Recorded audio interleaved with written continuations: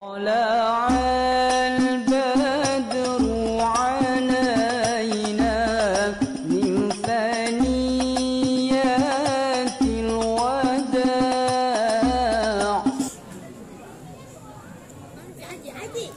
السلام عليكم ورحمة الله وبركاته.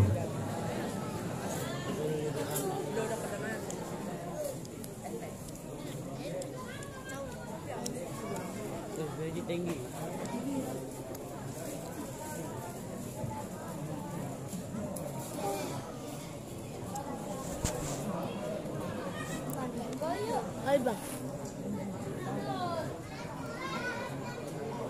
أعوذ بالله من الشيطان الرجيم.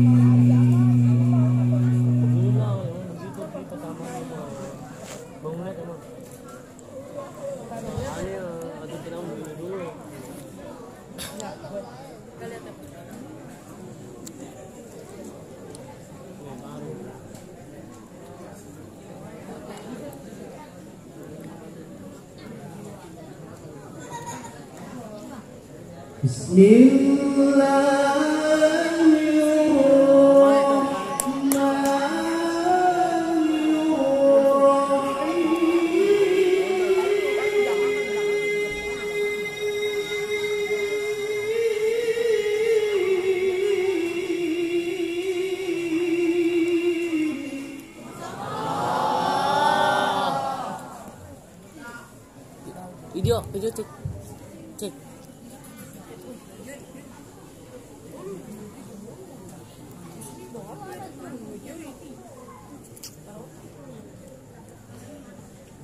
Cek video Ji. Subhanalladzi asra bi'abdihi laylan minal masjidil haram.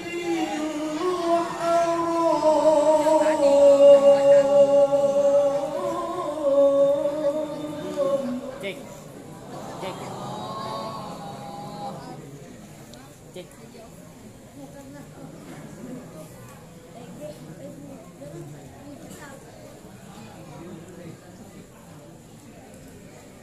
ليلا من المسجد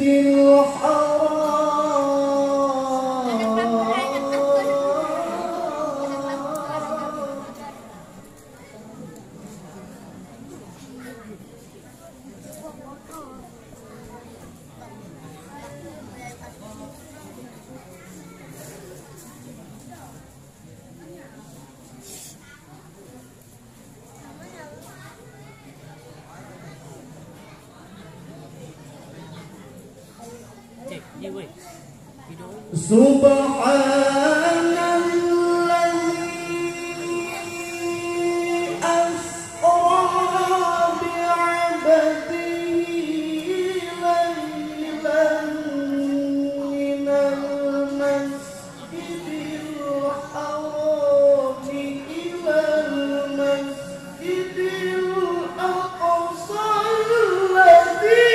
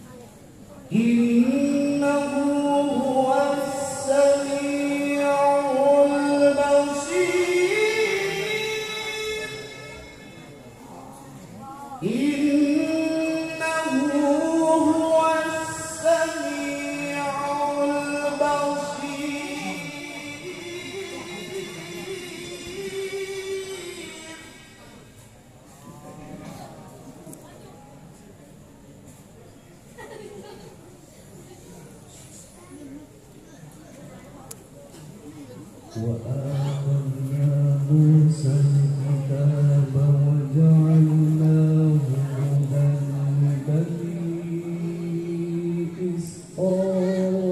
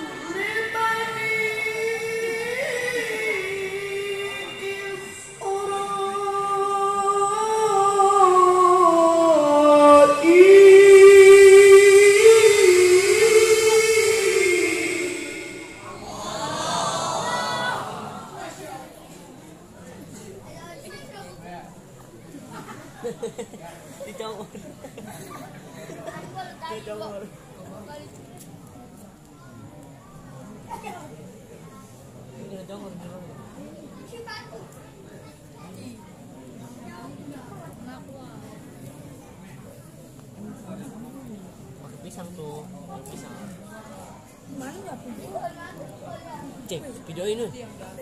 Video mana? Video ini.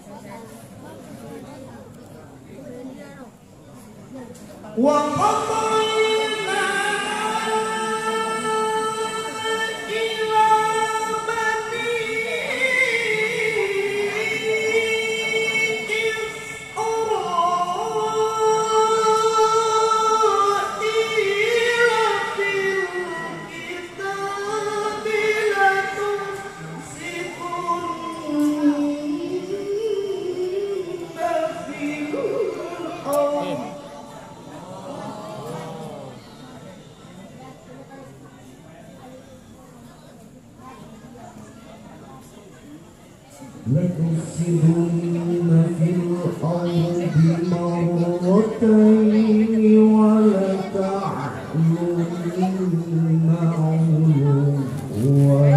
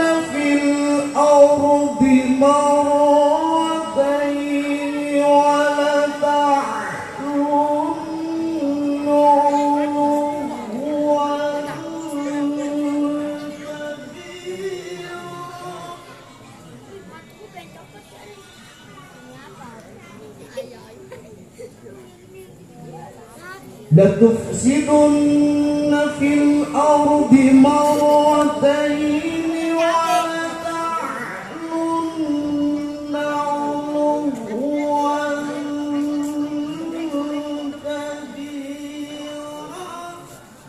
بسم الله الرحمن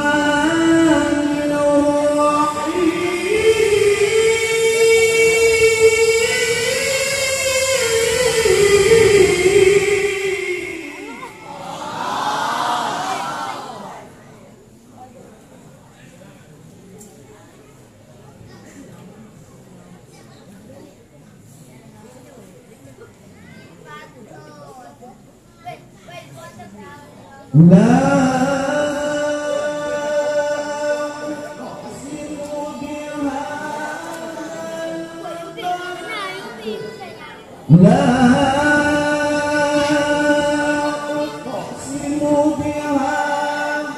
البلد لا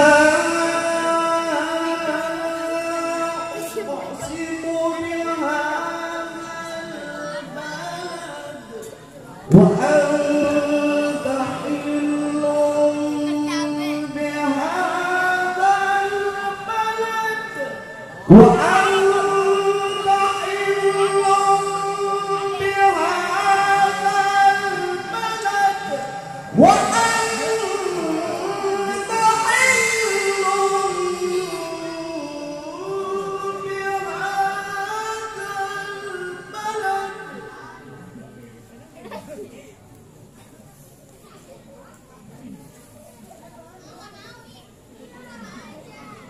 ووالد وما ولد ووالد وما ولد لقد خلقنا الإنسان في كبد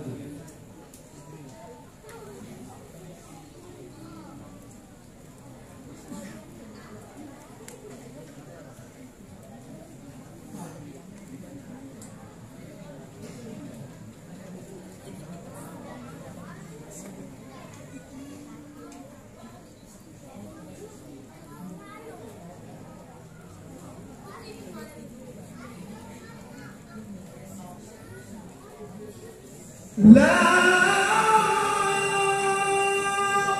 أقسم بهذا البلد وأنت حل بهذا البلد ووالد وما ولد لقد خلقنا الإنسان في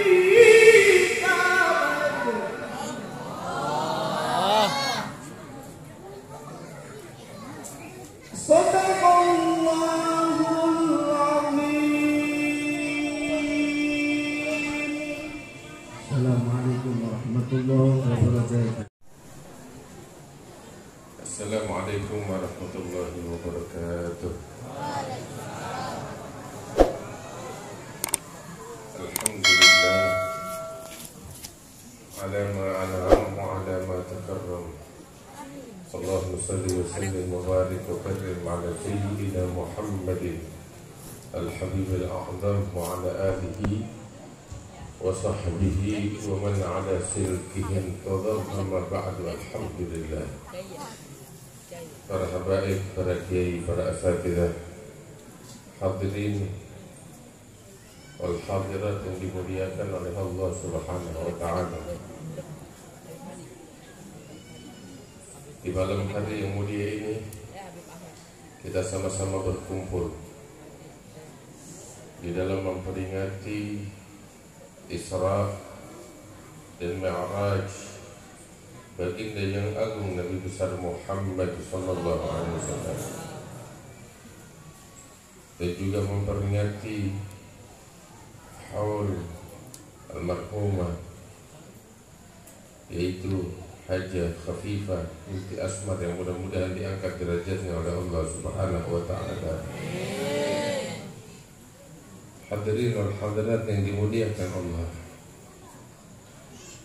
perjalanan Isra wal Mi'raj merupakan perjalanan yang suci dan agung, perjalanan yang istimewa dan luar biasa, sehingga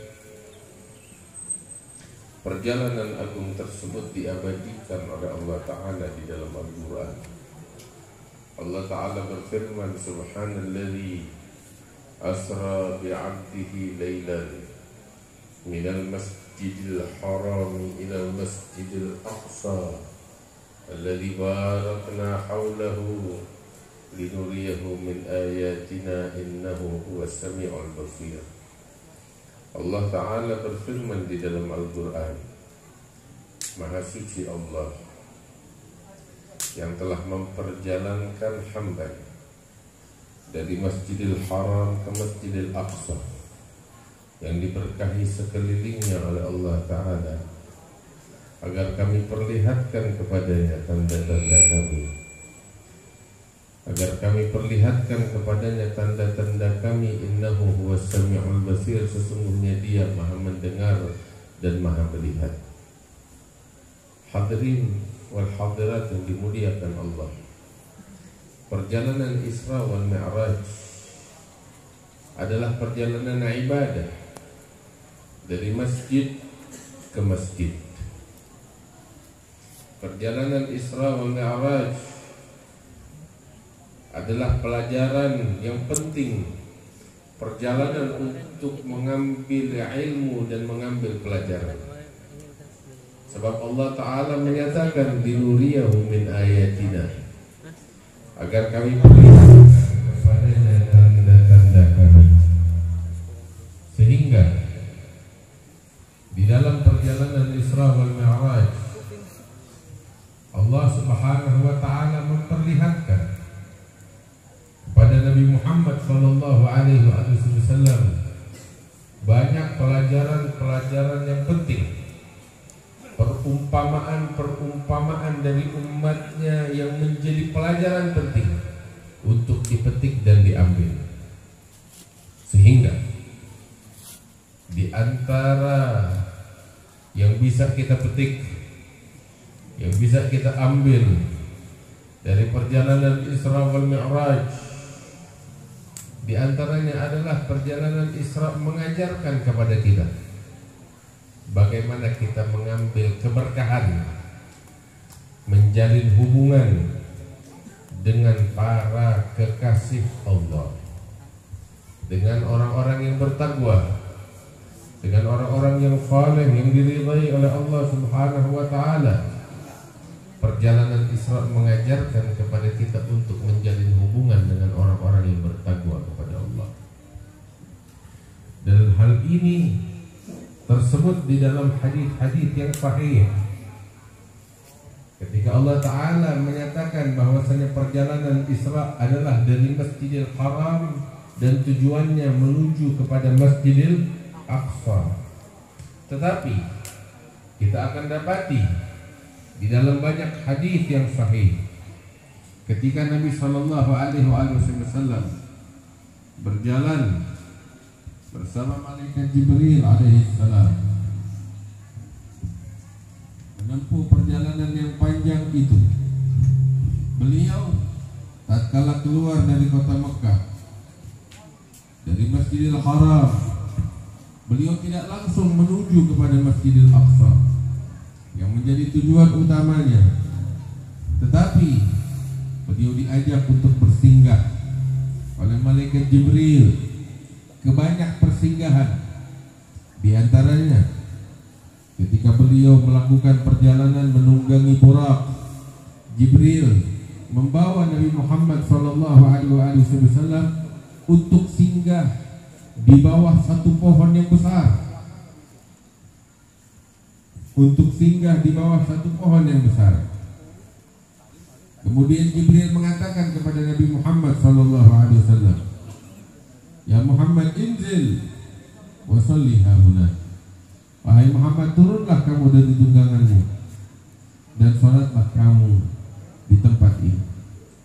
Maka saat itu baginda Rasulullah SAW turun dan beliau salat di tempat yang ditunjuk oleh Jibril, yaitu di bawah naungan pohon yang besar. Setelah beliau salat, beliau melanjutkan perjalanannya. Ketika memulai perjalanan tersebut, Jibril mengatakan, "Ya Muhammad, atadri aina shallait?" Wahai Muhammad, tahukah kamu barusan di mana kamu salat?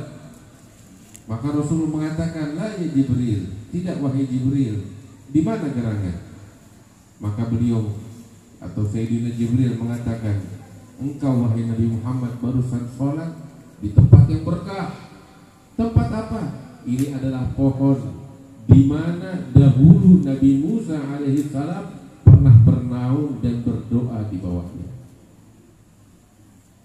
Nabi Musa alaihissalam diceritakan oleh Allah Ta'ala di dalam Al-Quran, tatkala beliau kabur dari kejaran Fir'aun, saat beliau masih muda sebelum dilantik menjadi seorang nabi, beliau pernah lari dari kejaran Fir'aun yang akan membunuhnya, hingga beliau pergi kabur dari Mesir ke kota Madian.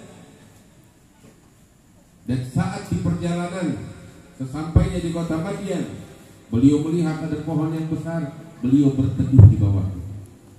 Dan saat itu beliau berdoa kepada Allah sebagaimana diceritakan oleh Allah di dalam Al-Quran, bahwa Nabi Musa bernaung di bawah bayangan pohon yang besar dan berdoa, "Rabbi inni lima anzalta ilayya min khairin faqir." Ya Allah, aku fakir atas anugerah karunia yang Engkau turunkan kepada kami. Itu doanya Nabi Musa. Beliau bersinggah sekitar 2 jam paling lama atau 3 jam. Kemudian beliau melanjutkan perjalanannya, aktivitasnya dan hidupnya. Boleh jadi saat itu Nabi Musa telah melupakan tempat singgahnya itu, tetapi tempat itu diabadikan oleh Allah Ta'ala. Di dalam Al-Quran disebut, dan tatkala Nabi Muhammad SAW pada perjalanan Isra wal Mi'raj, beliau diperintahkan untuk singgah di tempat itu, mengambil keberkahan dari Nabi Musa alaihissalam.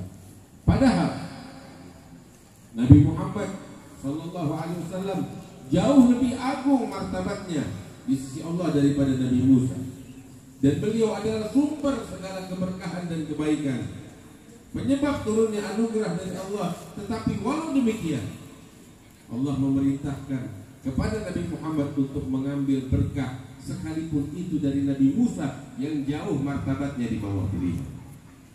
Dan ini pelajaran untuk kita sekalian hadirin yang dimuliakan Allah. Kemudian Nabi Muhammad melanjutkan perjalanan lagi. Ketika beliau melanjutkan perjalanan, diajak oleh malaikat Jibril untuk naik ke atas bukit. Dan ketika sampai di puncak bukit, Nabi Muhammad SAW diperintahkan untuk turun dari buraknya dan salat 2 rakaat. Kemudian beliau melanjutkan perjalanannya. Jibril mengatakan, "Ya Muhammad, tadri aina shallait? Tahukah kamu barusan kamu salat di mana?" Maka Rasul mengatakan, "Tidak wahai Jibril, di mana barusan aku salat?"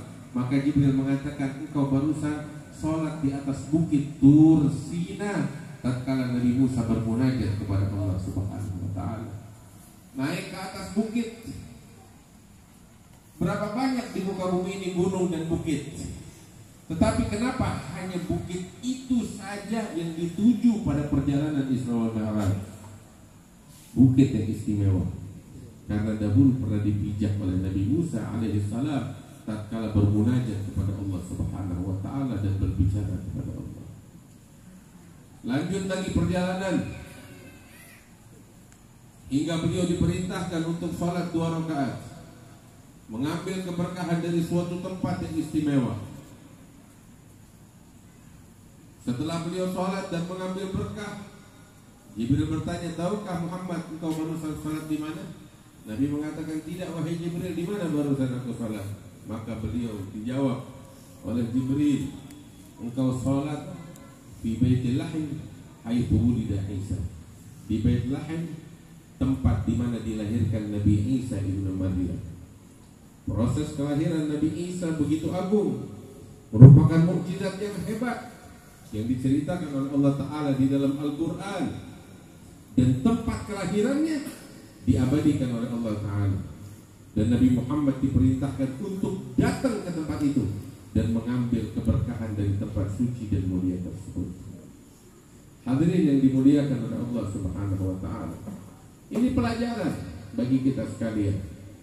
Kemudian yang luar biasa, tatkala di dalam perjalanan Nabi mengatakan, menceritakan, beliau sendiri yang menceritakan, sebagaimana di dalam hadis sahih yang diriwayatkan oleh Imam Muslim di sahih, bahwa baginda Rasulullah sallallahu alaihi wasallam bersabda, "Ataitu Musa." Wa fi riwayatin marartu ala Musa lailata usriya bi wa huwa yusalli fi qabri.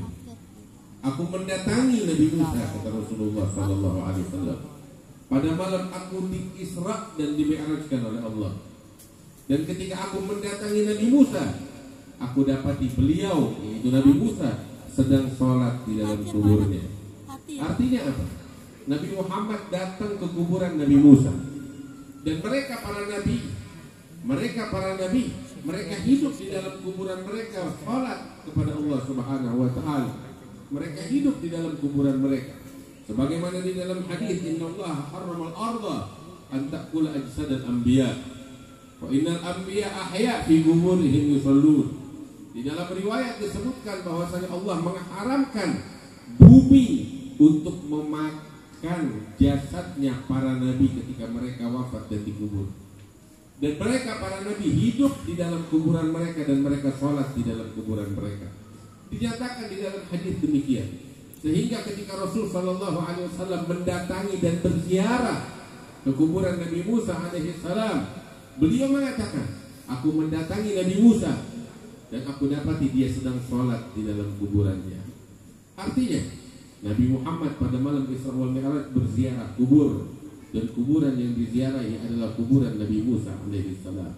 Bahkan beliau katakan kepada para sahabat-sahabatnya, tatkala beliau sedang menceritakan kepada mereka perjalanan agung itu, dan beliau mengatakan, aku berziarah ke kuburannya Nabi Musa, beliau mengatakan kepada para sahabatnya, lau kuntu thamma la araitukum gabra. Apabila saat ini aku ada di sana, maka sungguh aku akan perlihatkan kepada kalian, aku akan tunjukkan kepada kalian di mana letak kuburannya Nabi Musa alaihissalam. Tapi saat itu Nabi Muhammad di kota Madinah. Namun walau demikian, beliau memberikan peta kepada umatnya untuk menelusuri kuburan Nabi Musa dan untuk menziarahinya. Sehingga beliau katakan kepada para sahabatnya, wa huwa al janibut tariq indal Katib al-Ahmar. Letak kuburannya Nabi Musa adalah di pinggiran jalan yang biasa dilalui oleh orang-orang di satu wilayah yang dikenal dengan sebutan Al-Katib al-Ahmar, bukit pasir merah. Di tempat itu dimakamkan Nabi Musa alaihissalam, dan hingga saat ini kuburan Nabi Musa alaihissalam terjaga dan dilestarikan serta dijaga untuk diziarahi oleh para peziarah. Hadirin yang dimuliakan oleh Allah, dari apa yang saya sampaikan kita bisa mengambil suatu kesimpulan bahwasanya perjalanan Isra wal Mi'raj mengajarkan kepada kita bahwasanya kita diajarkan untuk berziarah kubur. Kita diajarkan untuk mengambil keberkahan dari orang-orang yang bertakwa kepada Allah, dari orang-orang yang saleh dan yang diridhai oleh Allah Subhanahu wa taala. Berziarah ke kubur orang-orang saleh, berziarah ke makam orang-orang yang diridhai oleh Allah, orang-orang yang bertakwa kepada Allah Subhanahu wa taala, bukanlah syirik atau bid'ah. Akan tetapi berziarah ke makam para aulia adalah bagian daripada iman, bagian penting daripada tauhid, dan bagian daripada syariat dan ajaran Nabi besar Muhammad sallallahu alaihi wasallam. Sehingga memang betul beliau pernah melarang berziarah kubur, tetapi larangan tersebut telah dihapuskan. Hingga beliau sendiri menegaskan di dalam hadisnya yang sahih, "Kuntu nahaitukum an ziyaratil qubur fazuruha fa innaha tudzakirukumul akhirah." Beliau mengatakan, memang betul aku pernah melarang kalian untuk berziarah kubur, tetapi sekarang ziarahilah kubur, karena sesungguhnya berziarah kubur dapat mengingatkan kalian kepada akhirat. Hadirin yang dimuliakan Allah, Nabi bukan hanya memerintahkan, tetapi beliau juga mencontohkan kepada kita sekalian bagaimana kita diajarkan dan dicontohkan oleh beliau untuk berziarah kubur. Salah satunya adalah kuburan Nabi Musa dan tempat-tempat berkah yang didatangi oleh Rasulullah pada malam Isra wal Mi'raj. Alhamdulillah, kita diajarkan oleh guru-guru kita, khususnya di saat-saat semacam ini menjelang Ramadan, menziarahi orang-orang tua kita, menziarahi guru-guru kita, para aulia, para sholihin. Ini semua tidak lain adalah mengambil pelajaran dari perjalanan Isra wal Mi'raj, daripada ajaran Nabi besar Muhammad sallallahu alaihi wasallam. Hadirin wal hadirat yang dimuliakan oleh Allah Subhanahu wa taala, ini merupakan suatu perkara yang penting yang bisa kita petik dari perjalanan Isra wal Mi'raj baginda Rasulullah sallallahu alaihi wasallam. Di antara pelajaran yang penting, bapak-bapak, ibu-ibu yang dimuliakan oleh Allah Subhanahu wa taala, yang bisa kita petik dari perjalanan Isra wal Mi'raj adalah perintah sholat 5 waktu yang diagungkan oleh Allah Subhanahu wa taala. Kalau kita perhatikan segala kewajiban yang diwajibkan oleh Allah Subhanahu wa taala kepada kita sekalian, segala kewajiban yang diwajibkan oleh Allah Subhanahu wa taala kepada kita sekalian, diterima oleh Nabi besar Muhammad sallallahu alaihi wasallam, tiada lain adalah melalui perintah melalui perantara malaikat Jibril alaihi salam. Kita diwajibkan untuk berzakat, untuk menunaikan kewajiban berpuasa di bulan suci Ramadan dan lain sebagainya. Perintah-perintah tersebut diterima oleh Rasulullah dari Allah Ta'ala melalui perantara, yaitu pembawa wahyu, yaitu malaikat Jibril alaihi salam. Tetapi satu-satunya kewajiban yang Allah wajibkan kepada kita sekalian, yang diterima oleh Nabi Muhammad tanpa perantara, langsung dari Allah. Nabi Muhammad dipanggil secara langsung oleh Allah pada malam Isra wal Mi'raj untuk menghadap kepada Allah, untuk menerima secara langsung dari Allah perintah agung, yaitu perintah untuk mendirikan sholat 5 waktu. Dan ini menandakan, ini membuktikan bahwasanya kewajiban sholat 5 waktu adalah kewajiban yang sangat agung di sisi Allah Subhanahu wa taala. Seperti kita, ketika kita bekerja di satu tempat, boleh jadi atasan kita, majikan kita, ketika memerintahkan suatu perintah, dia bisa kirim sekretarisnya, dia bisa kirim asistennya kepada kita untuk memerintahkan kepada kita beberapa perintah.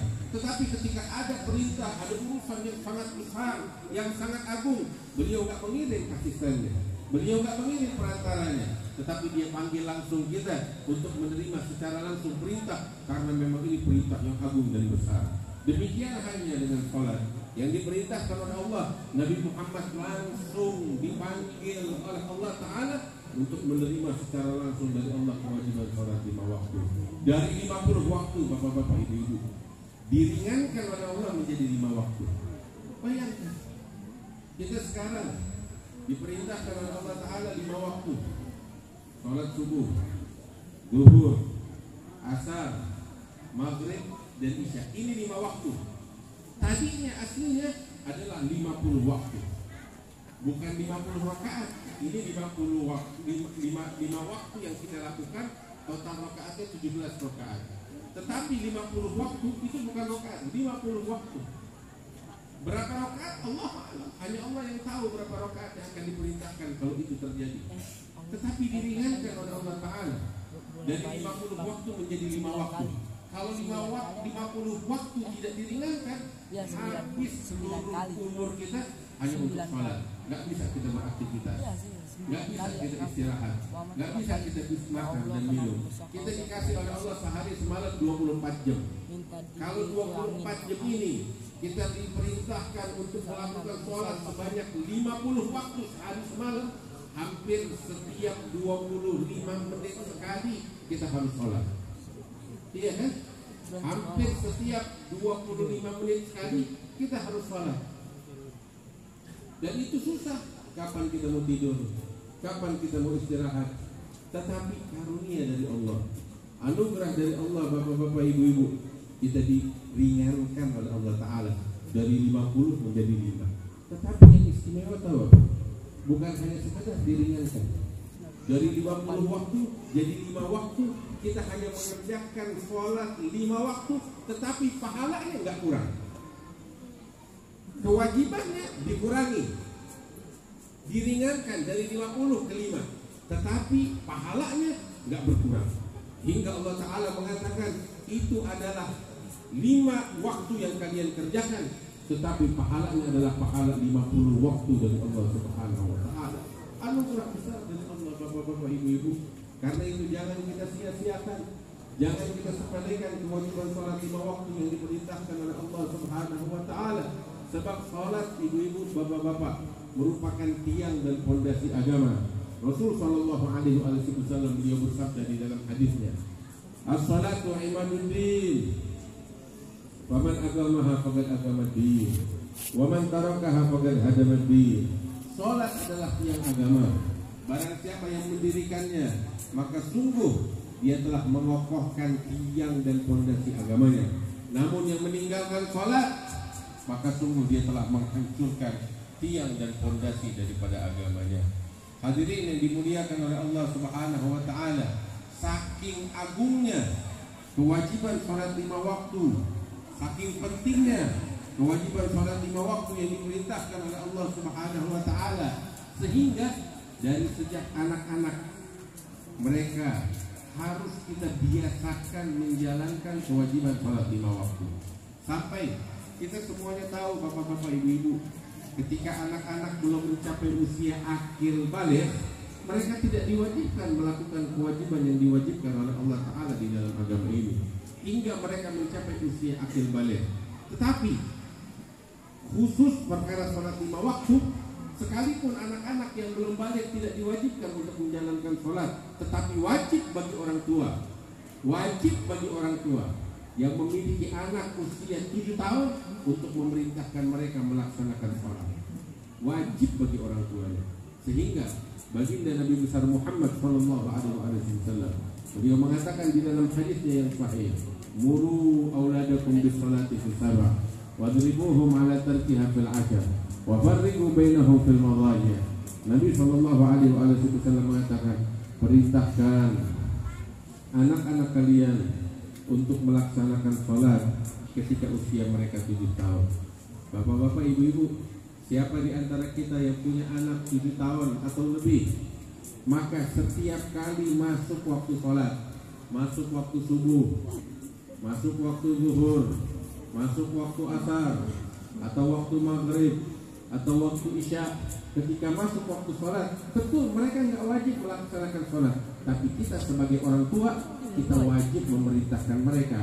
Setiap kali kita mendengar suara azan dikumandangkan, maka kita wajib memerintahkan anak-anak kita untuk melaksanakan sholat ketika usia mereka 7 tahun atau lebih.